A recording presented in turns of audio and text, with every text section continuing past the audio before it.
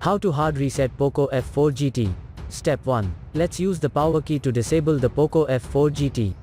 Step 2. Then, push and keep the power button with the volume up at the same time. Step 3. After the Xiaomi logo shows up, release the power key and continue holding the volume up only.